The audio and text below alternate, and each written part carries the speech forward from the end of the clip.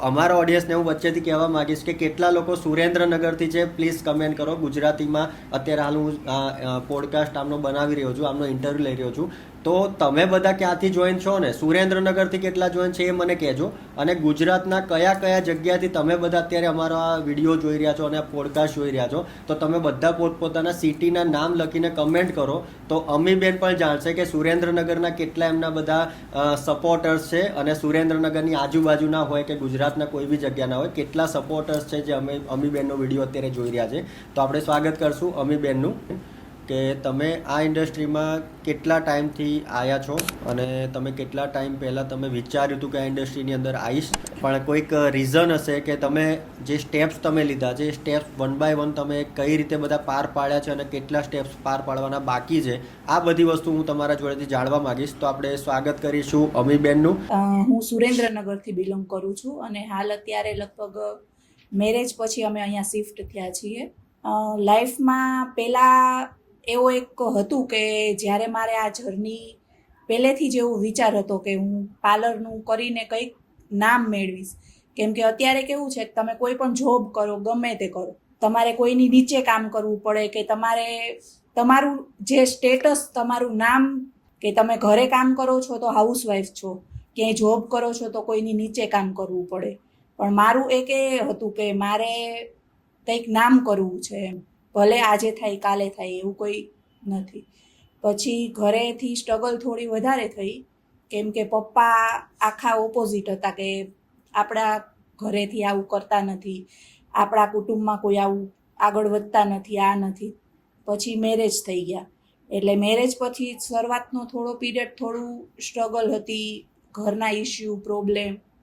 પછી મારા હસબન્ડે મને ખૂબ જ સપોર્ટ કર્યો અને આ કોમલ મેમનું પેજ તો હું છેલ્લા લગભગ જ્યારથી એવું માનું કે ઇન્સ્ટાગ્રામ ચાલુ થયું ને ત્યારથી મેં ઓપન કર્યું ને ત્યારથી જોતી જઈશ.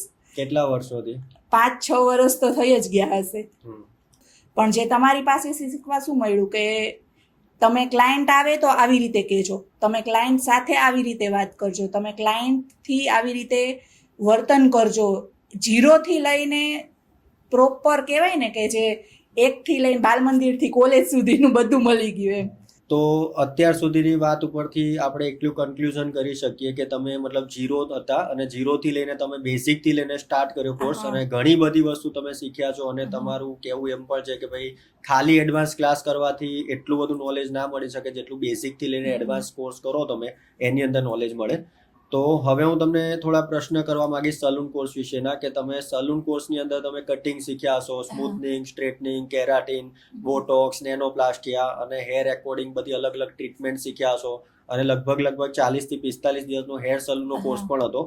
તો એની અંદર તમને શું શું બધું શીખવા મળ્યું, તમારા અનુભવ કેવા રહ્યા, પ્રેક્ટિસ તમે કેવી રીતે કરી, અને ઘણી વખત એ પણ પ્રશ્ન હોય કે પ્રેક્ટિસનું મટીરિયલ્સ જે હોય છે, મટીરિયલનો તમે પ્રોપર યુઝ કર્યો કે ના કર્યો, અને એ બધા જે ટૂલ્સ માટેના જે ખર્ચા તમે કર્યા હશે અને જે કોર્સની ફી ભરવા માટેનો પણ જે તમે ખર્ચ કર્યો હશે, એ તમે હવે ફ્યુચરની અંદર કે અત્યાર સુધીમાં તમે એને કવરઅપ કરી શક્યા છો કે કરવાના છો, કઈ રીતે કરશો, એના વિશે તમારું શું કહેવું? હેર સલૂન કોર્સ વિશે તમારું શું કહેવું છે? હેર સલૂન કોર્સ વિશે હું એમ કહીશ કે ખાલી તમે જો જોવો કે ભાઈ મેં આ ક્લાસ જોયો છે એનાથી કોઈ વસ્તુ આવડતી નથી. મેં પ્રેક્ટિસ મોસ્ટ ઓફ 45 ડેના ક્લાસ અમારા બેચ વખતે થઈ ગયો હતો, 45 ડે. તો બધી પ્રેક્ટિસ કરી અને સેકન્ડ ટાઈમે 1-2 હેરકટ જોઈને ક્લાયન્ટ આવે છે. અને બીજું કે મેં જેટલી પ્રોડક્ટ લીધી હતી અને જે મેં સ્ટ્રેટનિંગ છે, સ્મૂથનિંગ છે કે કોઈ પણ હેર માટેની ટ્રીટમેન્ટ હતી, એ બધી મેં વન ટાઈમ ફિનિશ કરીને અત્યારે બીજી વખત યુઝ કરી છે. અને મને એવું લાગે છે કે નેક્સ્ટ ટાઈમ જ્યારે હું સલૂન ખોલીશ ત્યારે મારે ક્લાયન્ટને શોધવા કે એવું નહીં જવું પડે. બરોબર. તો આજ મોટી એક વાત છે કે તમારે ક્લાયન્ટ શોધવા નહીં જવું પડે, ક્લાયન્ટ તમારું કામ જોઈને તમને શોધતા આવશે. આટલો કોન્ફિડન્સ તમારામાં કોર્સ કર્યા પછી આવ્યો છે. તો આ જ મોટી વાત છે. તો અમીબેનની ઘણી બધી વાતો આપણે સાંભળી, આપણા જે ઓડિયન્સ છે બધાએ ઘણી બધી વાતો સાંભળી હશે. તો મેં સૌથી પહેલાં કીધું હતું કે તમે બધા કયા ગુજરાતમાંથી કયા સિટીમાંથી છો, એ સુરેન્દ્રનગરથી પોતે બેઝિકલી બિલોંગ કરે છે. તમારે બધા પોતપોતાના સિટીના નામ લખવાના હતા. અને અમીબેન વિશે તમારે લોકોએ શું કહેવું છે, તમે તમારું પર્સનલ ઓપિનિયન આપી શકો છો. અને આ જે મેં વાત કરી કે ખાલી માસ્ટર ક્લાસ જે હોય છે 5 દિવસ કે 3 દિવસ કે 10 દિવસના માસ્ટર ક્લાસ ખાલી હોય છે, એ કયા લોકોએ જોઈન કરવો જોઈએ અને એમાં અને બેઝિક ટુ એડવાન્સ કોર્સમાં શું ફરક છે. તો આ વસ્તુ ખાલી તમે કમેન્ટની અંદર અમને કહો કે અમારી ઓડિયન્સ શું વિચારે છે કે બેઝિક ટુ એડવાન્સ કોર્સ કરવા માટેની એક બેસ્ટ એકેડમી ગુજરાતની અંદર તમે જોવા જાઓ તો તમારા મતે તમે કોઈ જોઈ હશે એ હશે.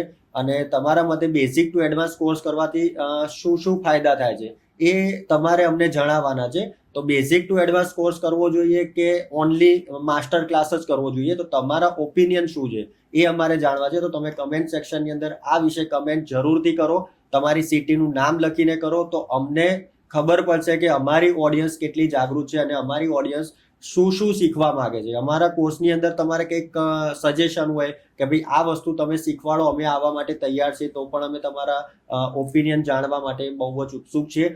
તો thank you so much Amiben, તમે અમારી ત્યાં આવ્યા અને એકેડેમી અંદર કોર્સ કર્યા, મેકઅપ હેરસ્ટાઇલનો કોર્સ કર્યો, nail art, skin, salon, 5 course કર્યા તમે ટોટલી. અને તમે બેઝિકથી લઈને બિગિનરથી લઈને અત્યારે એડવાન્સ લેવલે પહોંચી ગયા છો, ઘણી બધી મહેનત કરી રહ્યા છો, તમારું ફ્યુચર બહુ બ્રાઇટ બને. થેન્ક યુ સો મચ, તમે અમારી એકેડેમીમાં આવ્યા.